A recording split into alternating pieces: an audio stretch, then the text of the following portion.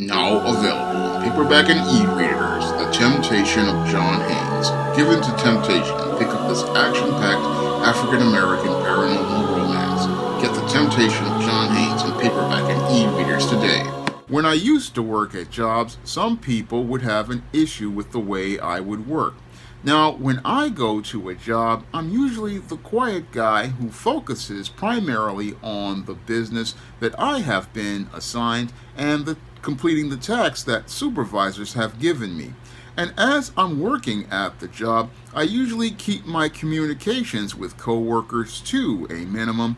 Usually I keep my communications with coworkers primarily focused on the duties of the job and the tasks that need to be completed. That's what I primarily would be focused on. However, for some people, this would be an issue, especially for many female coworkers. It would be an issue that I would basically come into the job focused primarily on doing the work that I was assigned. And as I was looking to do this work, I was looking to keep my communications to a minimum. And as I looked to keep my communications primarily focused on work, this would make some people, especially female coworkers, extremely upset. Now, I don't really understand what people have an issue with as related to someone looking to just come into a job, basically focus on the tasks at hand. But some people basically they look to turn the workplace into something social, and as they look to turn the workplace into something social, they had an issue with the way that I would go out here and approach business. Now, again, when I go out here and approach a job, I'm looking to just get my work done. I'm not looking to go out here and look to socialize and fraternize with people at the job, because that's not what I'm paid to do. And in the case of many women, this would make them extremely upset. And it would make them extremely upset because when it comes to some women, they are extremely social. And with women, a lot of them have a nesting mindset. So they see the job as an extension of their home. And that's not the way I always saw a job. No, I always saw a job as a business. And in that business, I'm looking to do this work. And I'm looking to do this work in order to go out here and, one, complete the tasks that I've been assigned, and two, go out here and look to be able to make this living so I can work and take care of myself. I'm just usually focused on taking care of my business, but when it comes down to people at some of these jobs, they're not happy unless they can go out here and look to socialize with you to get in your business. And that's not something that I believe is conducive to a workplace, in my opinion. No, I don't believe it's conducive to a workplace, because when it comes down to some people basically aren't looking to go out here and, again, socialize for looking to, again, form better business relations. No, they're looking to go out here and use the information that they receive in order to gain an advantage over another worker, like going out here and looking to participate in things like office gossip.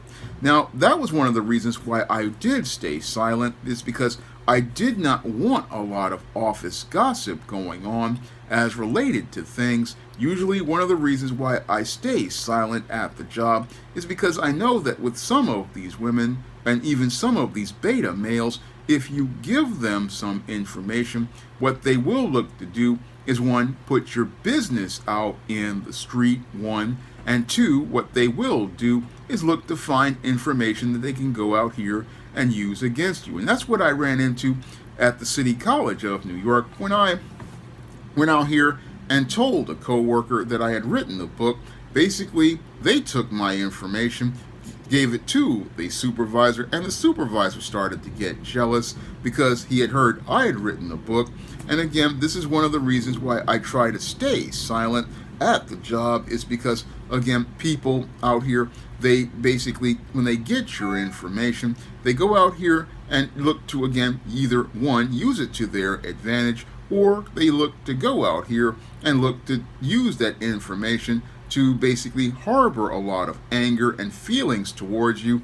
They don't really, again, look to, again, be out here being professional in any way, shape, or form. And that's one of the reasons why I stay silent. The other reason that I stay silent is because when it comes to some co-workers, what they want to do after they get your information is get you engaged in conversations that can be detrimental to your reputation at the job, or be detrimental to you as related to you basically maintaining employment.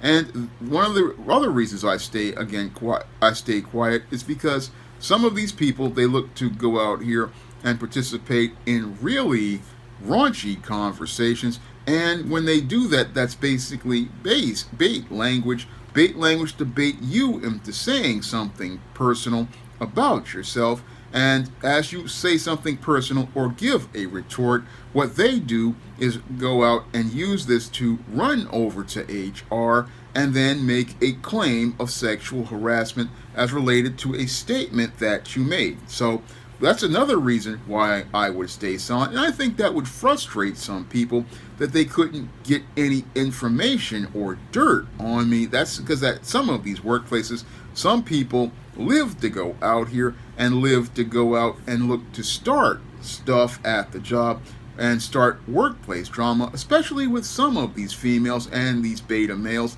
They look to start workplace drama to get back and forths going at work, looking to get beefs and drama going. And I don't really want no beefs and drama going on when I'm at the job. No, it's already hard enough to be at this job, just trying to get this work done. And the only thing I'm focused on usually is getting this work done so I can get this paycheck, so I can go home.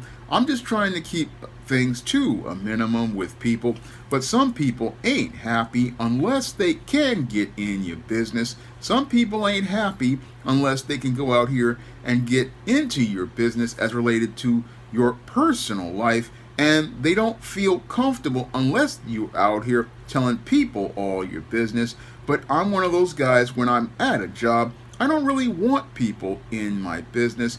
Don't want people in my business because some people, again, will take your information and use your information against you. So since those people are out here, I don't want to give them some ammo that could possibly lead to me losing a job or losing my personal or professional reputation. So that's another reason I would, again, keep to myself because I know that some people at these jobs, they ain't happy unless there's some trouble going on, unless there's some drama going on. And I don't really want no drama at a job that I'm working at. No, as related to me, I don't want people, again, saying my name unless it's about the work I'm doing or a possibility of a promotion. I don't want my name caught up in some nonsense because this person wants to go back to someone else and do this he said, she said stuff, because that's something females and beta males love to do at the job. They love to get people involved in workplace drama. They love to start a lot of all sorts of stuff. And I don't want to get in the middle of that stuff. So I would keep my conversations just about the business and not about anything personal. And this would upset some people because a lot of folks who have this mindset, they basically have this whole idea of, again, looking to get their emotional needs met at a job where they want everybody to be warm and fuzzy. They want to feel comfortable around people. And again, a workplace is not designed to be comfortable. No, a workplace is designed to be competitive. And if you have comfortable people at your job, what's going to happen is that business is going to go into a state of decline because people don't know where the boundaries are. And if they don't know where the boundaries are, they don't know what direction to go in. That's what I've seen at jobs where you have these people who, especially these baby boomers, who talk about all this warm and fuzzy and being comfortable at the job. Those businesses basically struggle because people go out here, mix their business with personal, and as they get personal at the business, they stop focusing on the tasks that need to be done, and then they start getting in their feelings because they can't get into business that's not theirs. And as they get caught up in office gossip and workplace drama, the work starts to slack off. And as the work starts to slack off, the business stops meeting its goals because folks basically ain't really focused on the business. No, what they're focused on primarily is workplace drama, drama between people at work, and drama going on as related to he said, she said, instead of being focused on what you were assigned to do.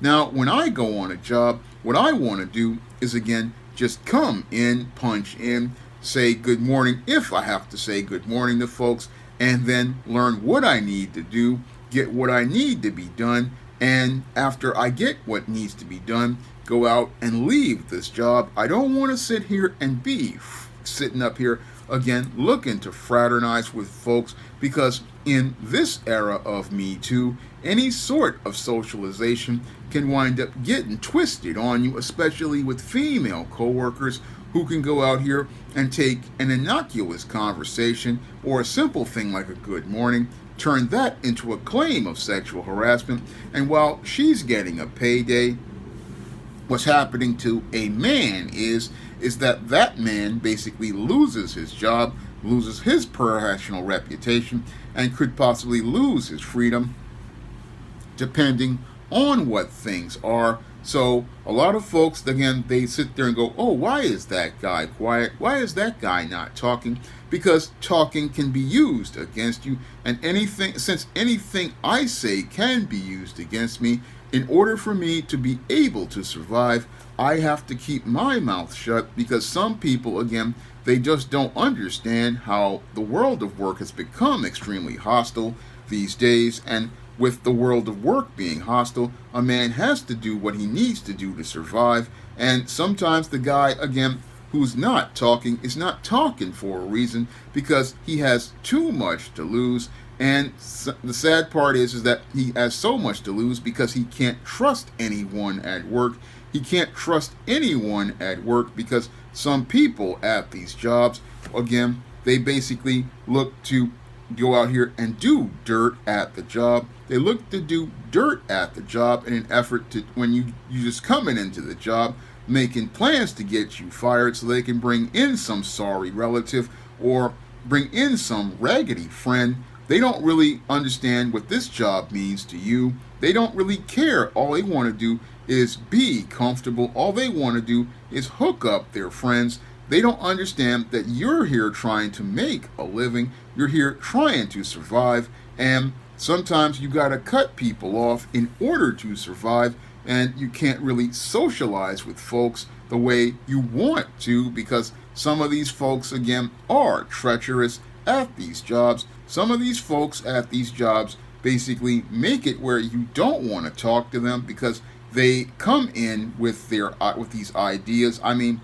I remember one job, again, two of these guys came in here with these ideas about being black elites, and again, didn't want me in this job because they wanted to have a certain type of black person. And at the city college, this guy wanted a sales and customer service person, not understanding that writers do sales and customer service all the time when we're doing queries. No, it's about their comfort, and they don't really understand. Sometimes you're keeping your distance from people because you don't want to get jammed up by those folks. You don't want to get jammed up by those folks when you're at these jobs, because some of these folks, they'll look to jam you up at the job. They'll look to jam you up so they can get you out.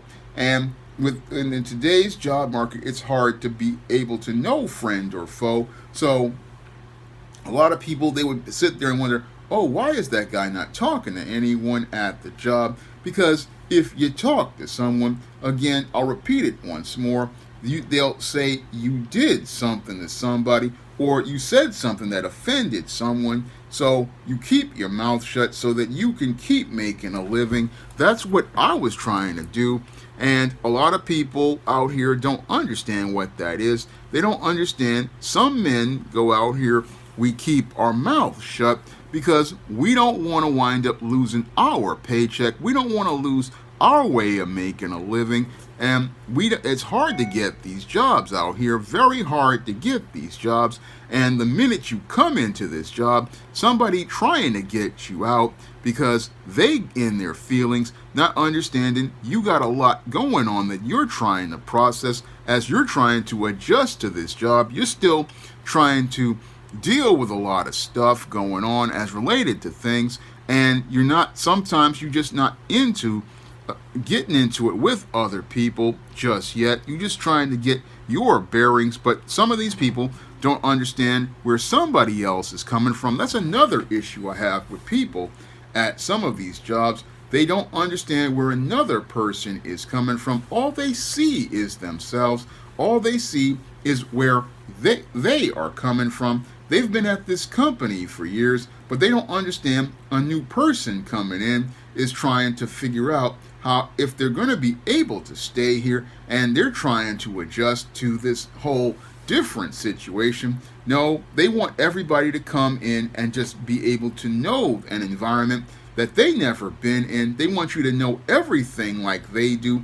That's an unrealistic idea of things, and they make the work environment just that much harder because you're not giving people space to adjust. Because usually what happens with people is they need 90 to 180 days to just adjust to a job, even with experience. They need to learn about the culture of a business. They need to learn about the work style and the work environment. But sadly, some people aren't patient. No, they want people to come right into a place they have no understanding of and be able to know everything. This is another unrealistic expectation many employers have that just make it that much harder to be able to even stay in a job when you even eventually get one of these jobs, because it's just hard to even get these people to even interview you. And it's just really frustrating as related to jobs. People will sit there and go, oh, why is that guy not saying anything? Well, that guy is not saying anything because, one, he's looking to get his bearings like I was trying to do. Two, you don't want to wind up upsetting someone who will take a minor statement and blow it up into something big, because that's what Asif Gopis and drama kings and drama queens do.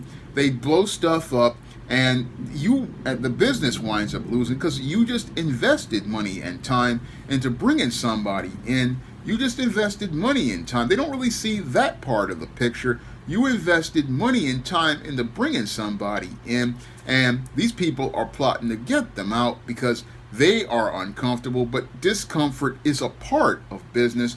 Discomfort is a part of business where it means that the business is growing, and sadly a lot of businesses don't grow because they want a lot of noise going on. They want a lot of drama going on. But the whole thing is that they get upset about people rubbing them the wrong way. And the whole thing is you're not rubbing them the wrong way. You're just trying to learn about the business. You're trying to keep your distance so you don't get jammed up. And they think the quiet guy is they may come up with these assumptions, but don't understand that there's an adjustment period that people have to go through. They really don't understand what's going on in somebody's head, but they want to go out here and look to get into business and not understanding how they're undermining business. You undermine business of the business, and you undermine the work of other people by going to look to, again, start stuff with the quiet guy. Again, sometimes you just trying to figure out where things are as related to this job and your life, and people just make it that much harder for a guy like me. I mean, that's one of the things that I had a problem with people. They don't really understand where I'm coming from or where a new person is coming from. No, they want everybody to be friends at the job, but there's no friends in business, and with there being no friends in business, you're trying to get your business together. But sadly, with some of these people, they don't feel comfortable about you getting your business together unless they can get into your business and get into your business and start looking to start stuff about you. Now, if you want to learn how to identify these types of workplace predators at your job. You can pick up my book, Stop Simping in the Workplace, on Amazon.com, in paperback and Kindle format. You can also find Stop Simping in the Workplace at other online booksellers like Draft Digital, Google Play, Barnes & Noble, and big box retailers like Walmart and Target. And if you want to check out many of my other books on the SJS Direct imprint, you can find those books on Amazon.com in paperback and Kindle format. You can also find them at other online booksellers like Draft Digital, Google Play, Barnes & Noble, and big box retailers like Walmart and Target. That's all I have to say for this video. You can comment, rate, and subscribe. Now available in paperback and e-readers, Spinsterella Goth Girl Summer. Take a trip into the macabre world of goth modeling in the new millennium in this spooktacular Spinsterella story. Pick up your copy of Spinsterella Goth Girl Summer in paperback and e-readers at Amazon.com and online booksellers everywhere. Now available for the first time in paperback, Stop Simping in the Workplace. Men, learn what you need to know in order to protect your job from workplace predators with Stop Simping in the Workplace. Available in paperback at online booksellers everywhere. Support Black-owned and Black-operated digital broadcast media. www.niceradionetwork.com. Nice Radio Network, broadcasting 24 hours a day, 7 days a week.